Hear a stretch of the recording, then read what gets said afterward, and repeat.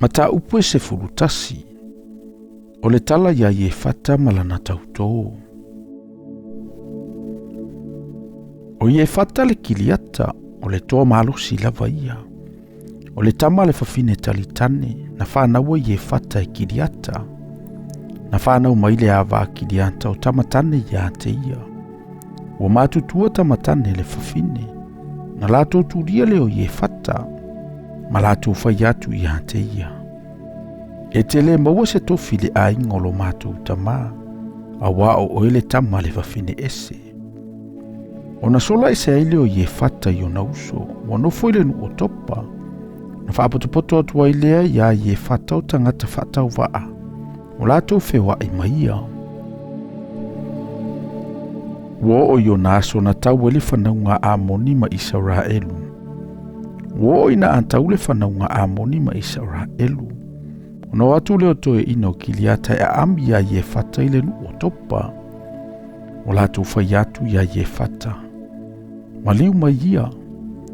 Ina whai oe mali e avea au ya i mātou. Ne ia tātou tau ma le whanau ngā āmoni. Au a whai mai e fata i toe ino kiliata. Ele na outou ino ea ia te au. Matuli ia te au e le whale o lo utamaa. O le afo i le mea outou o mai ai nei i a te au ina o tinga ina outou. O na whaiatu le outou e ina o kiliata ia i e fata. O le mea lava lea ua mātou toe whaasanga mai ai i a te oe. Tātou te maliu mai mātou. Ma e tau ma le whanau ngā āmoni. O na e whaile mali i sili e no fo malawa i kiliata. O na whai mai leo i e fata i toe ina o kiliata.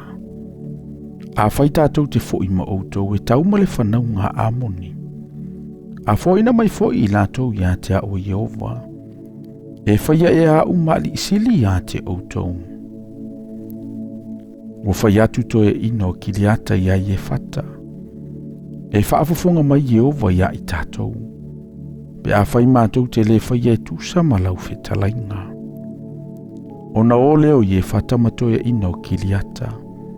O na tō fiele o iele nu e whai mali i sili ma ave au ia i lātou. Wa whai ane i e whatana upu umai lumo Jehova i me sepa. O na awina atu le i e whata o le sa vali le tupo le whanau ngā āmoni. Ua whapea. Se ase mea o iai ia te i tā ua mau. Ina ua e sau ia te a ue tau ilo ulavalau ele ele. Whai mai le tupu le whanau ngā āmoni le sāvali e ye whata. A wāua whāua i saura e lula ulau ele ele ilo nā rua ai kupito. E pau mai au rinona e pau atu i a poka. Ai o atu i auritana. O le nei. Ia toi tu mai ai ma le file mū. O na toi au wina atu waile e ye whata o le sāvali le tupu le whanau ngā āmoni. Wa whai atu i a te ia. O loo whaapea mai e whata. E le i whaoa lava i saura e lule lau ele ele o Moapi.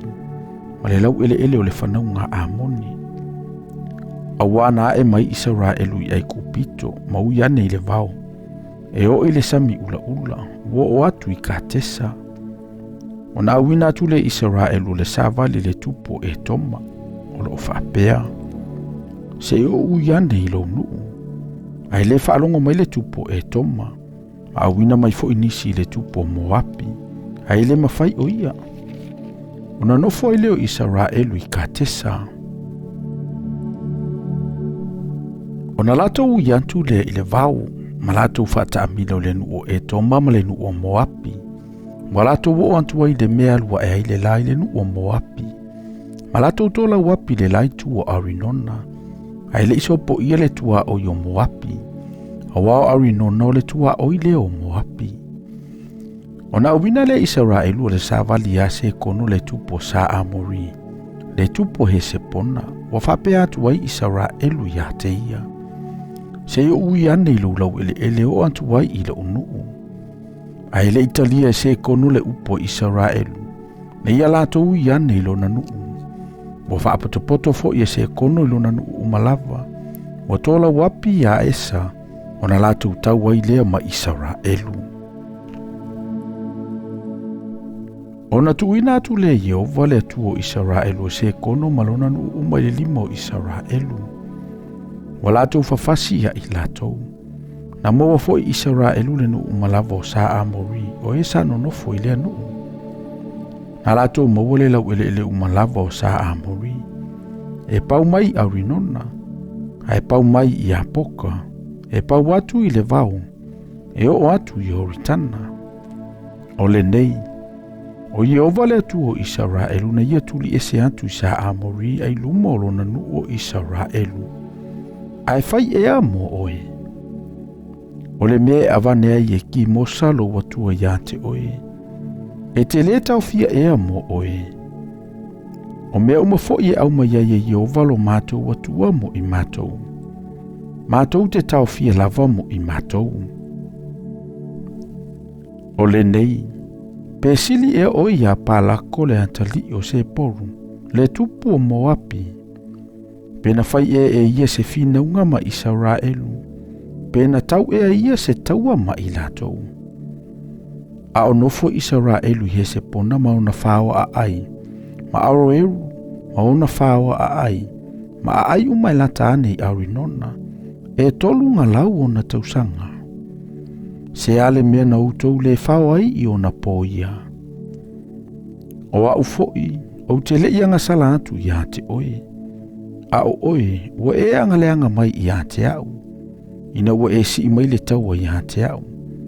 O Yehova le Faamasino.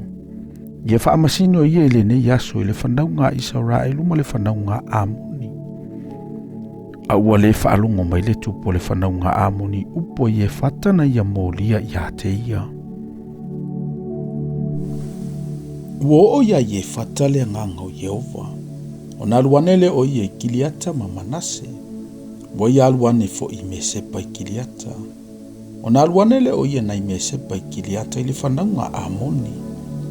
O na whaiale I e whata le tauto I a Yehova o lo whapea.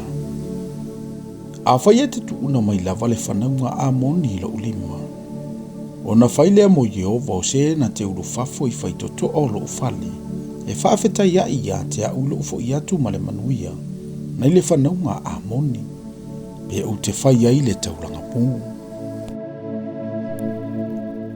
O na aluane leo I e whata I le whanaunga Amoni e tauma I lātou. O tu ina atu fo I lātou Yehova I lona lima. Wa ia fasia I lātou, e afu o mai aroeru, e o atu I meniti, o a ai e lua fulu, e o atu lava I apela karame, o le fasia matu a te le lava, o whaato I laloina I le whanaunga Amoni luma o le whanaunga Israelu. O nā ruatu leo I e whata I mesepa I lona whale, whaauta foi. O lona whawhine ua ulu whafo mai e whawheta I a te ia matopa masiva. O lona whawhine to atasi o ia. Ua lea iso nā tali ipo se a whawhine. Ua na o ia lava.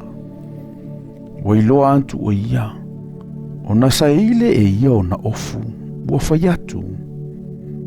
Awe. Lo ua whawhine.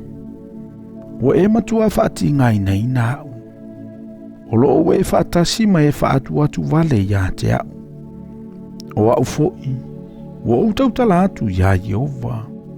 O te le mawhai o na whaafoi mai la o upu. O na tali mai leo o ia te ia. Se nai, ua e tautala atu ea ia Yehova. Ia e whaia ia te au e tusa malauna ua e whaia tuai. Ina ua uma o na tau iatu I Yehova o na o iena I tamai ia te oe, o le whanaunga Amoni. Ua ia whai mai fo ilo na tama. Ia e whaia le nei mea ia te au. Tu mai ia te au I masina e lua, o te alu atu, ma o ifo I lungo maunga ma o tangi o na lo utau pou, o au atoa ma uo. Ua ia whai atu, ina alu ia oe. O na tu atu le o ia te ia I masina e lua. Ua alu atu o ia mana uo. Ua tangi o nolo na tau pou I lungo maunga. Ua o ina mawai o masina e lua. Ona fo'i ai lea o ia ilona tamā. Ua ia whaia ia te ia lana tauto sana tauto ai. O ia fo'i ua leilo se tane. Ona whaile matu ia Israelu. O lea tausanga ma lea tausanga. Woa ia awhawhino Israelu e vivi le awhawhino i e fata, le kiliata, e tai wha aso i tausanga.